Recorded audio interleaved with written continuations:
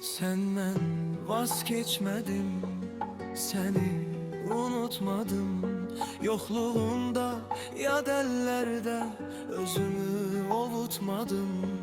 Batıran günü günden derine, xoşbəxt sanma beni. Severem ikimizin de yerine, sen ne vade danma beni. Menden ayrı kalmazdın bəs, mənsiz yaşamazdın bəs. Mənə dert ver, acılarla yaşat deyə mi sevdim səni? Mən belə mi sevdim səni?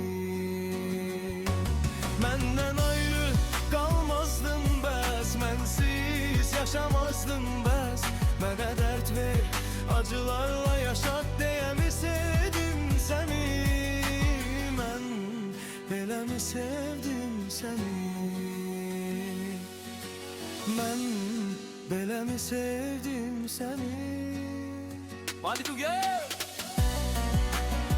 İndi çətin olsa da bir ötəri his kimi, udduğum hava kimi, aldığım nəfəs kimi. Ən vəfasız insan tək, yaman kimi, pis kimi.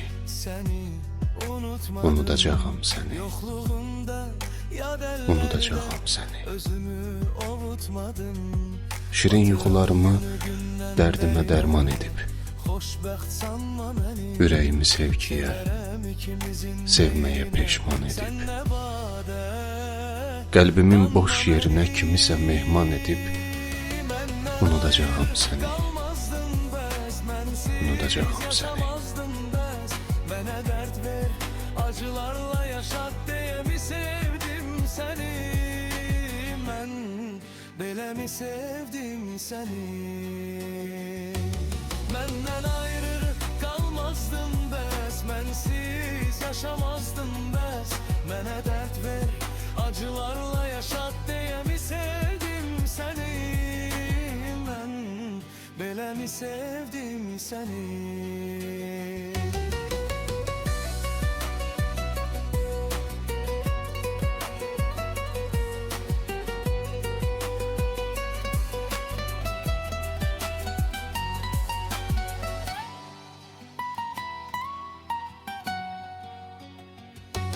Məndən ayrı kalmazdın bəs, mənsiz yaşamazdın bəs.